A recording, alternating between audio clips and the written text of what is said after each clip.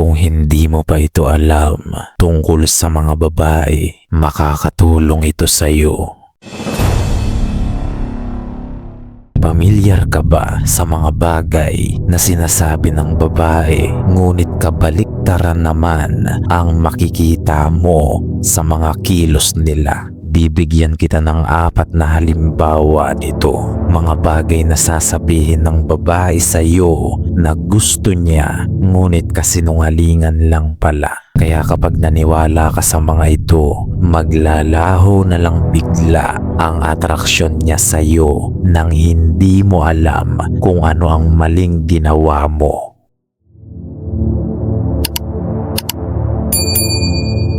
Ito ang pinakamatinding trap ng mga kababaihan. Maraming lalaki ang naniniwala pa rin hanggang ngayon na ang atraksyon ay parang reward system lang. Be kind, be patient, and be supportive. Then eventually, she will choose you. Ngunit mali yan dahil ang realidad pagdating sa atraksyon ay malayong malayo dyan. Hindi sapat ang pagiging mabait mo, ang pagiging supportive mo, o kung hanggang saan mo kayang magtiis. Wala kang mapapala sa ganyang kabaitan. Because kindness without strength creates zero attraction. Naunawaan mo ba yan? Ang babae, hindi yan basta-basta na-attract sa mabait. Na-attract yan sa powerful na lalaki na nagpapakita ng strength sa masculine frame nila. Nakukuha mo ba ang punto? Ang babae, hindi naman yan unang itetest kung mabait ka ba o hindi. Ang itetest niyan ay ang backbone ng pagkalalaki mo. Nakukuha mo ba? At itetest ka niyan sa ganitong paraan. She will push boundaries and she will challenge your opinions. Tapos pagmamasdan ka niyan kung paano ka magre-react dito. Kapag tumupi ka, mahina ka, at doon unang namamatay ang atraksyon. A woman will test your strength long before she trusts your love. Ibig sabihin, bago siya kumapit sa mga I love you mo, titingnan niya muna kung lalaki ka pa talaga. Dahil dyan niya ibabase ang level of respect na ibibigay niya sa iyo kung mapagdesisyonan niyang makipagrelasyon sa iyo. At sigurado ako kung mahina kang lalaki at bagsak ka sa test niya, ngunit nakipagrelasyon pa rin siya sa iyo, hindi genuine yan. Hindi yan totoo. May iba siyang agenda at ginagamit ka lang niya para rito. Dahil alam ng babaeng ito na a man who collapses under emotional pressure cannot lead a relationship. Naunawaan mo ba yan?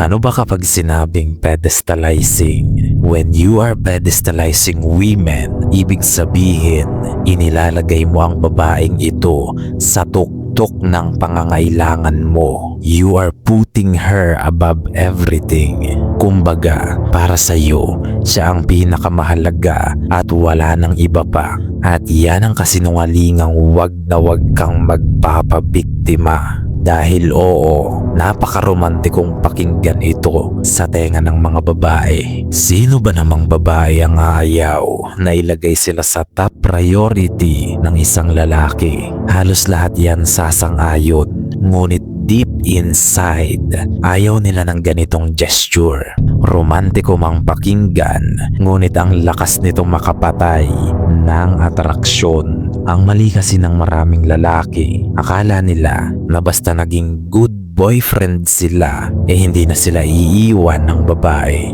Ang problema nga lang, ang pagkakaintindi nila sa good boyfriend ay kailangang isakripisyo mo ang oras mo, ang goals mo, ang resources mo, at mga priorities mo para unahin ang babae. Ngunit sa oras na ang isang lalaki ay mapagdesisyon ng gawing sentro ng buhay niya ang isang babae, dito nagkakandaletse-letse ang lahat. Her attraction starts fading.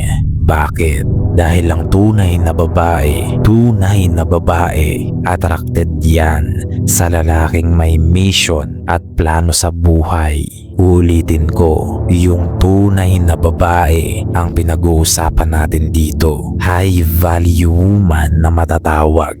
Kaya ikaw bilang lalaki, kapag inabandona mo ang mission mo para pagsilbihan ng emosyon niya, kahinaan ang ipinakikita mo dyan. Dahil ito ang tatandaan mo. Attention from women is easy, but respect from women is earned. Naunawaan mo ba yan? Madali ka namang makakakuha ng atensyon ng babae. Pero yung respeto, it comes from purpose, discipline, and boundaries. Naunawaan mo ba yan?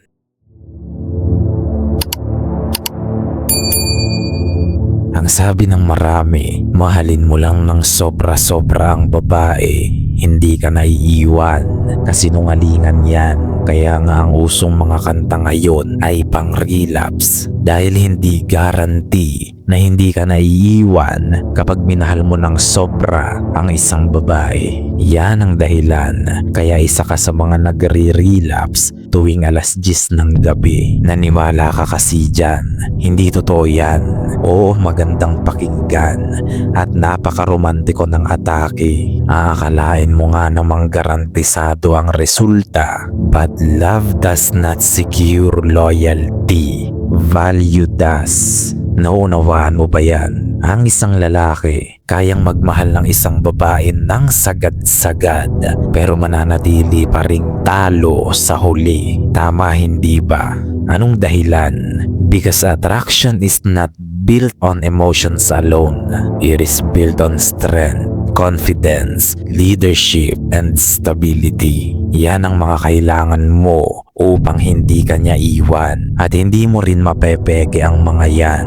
Kaya lalabas at lalabas talaga ang tunay mong pagkalalaki. Ngayon ito ang paalala ko. If a man becomes emotionally dependent, the dynamic flips. Nababaliktad ang lahat at ikaw bilang lalaki, makakaramdam ka na ngayon ng fear of loss. Matatakot ka nang mawala siya at hindi mo maitatago yan dahil lahat ng senyales na natatakot kang mawala siya ay lalabas. The moment a man fears losing a woman, his behavior changes. Diyan ka ngayon magiging needy, magiging demanding, magiging clingy, at magiging desperado sa atensyon ng babae. Mga qualities na napaka-feminine tingnan sa isang lalaki. And guess what? Ikaw na yung umaastang babae sa relasyon nyo, hindi mo lang napapansin. Tandaan mo ito, a man who fears losing a woman has already lost the frame. Nawawala ang pagkalalaki mo kapag natatakot ka nang mawala siya.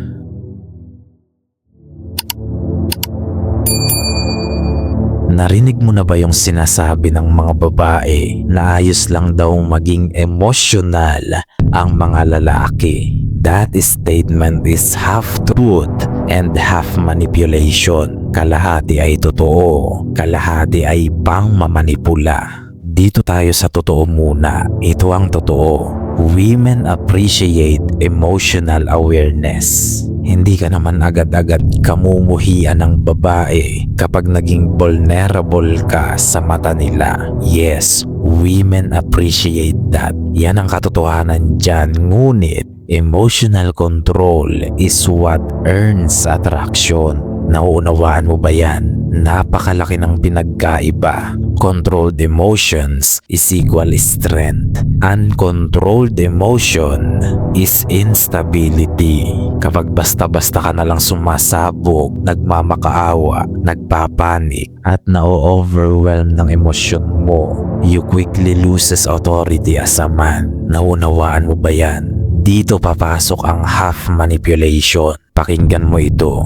A man who cannot control his emotions will always be controlled by someone else. Kung nasa relasyon ka sa isang babae at hindi mo kayang kontrolin ang emosyon mo, tingin mo, sinong kokontrol nito para sa'yo? Malamang yung babae at dyan ka naging aso na maitali sa leeg. Kung hindi mo makontrol ang emosyon mo, gagamitin ito ng ibang tao para kontrolin ka. Nakukuha mo ba ang punto? At alalahanin mo, women instinctively avoid men they can easily control.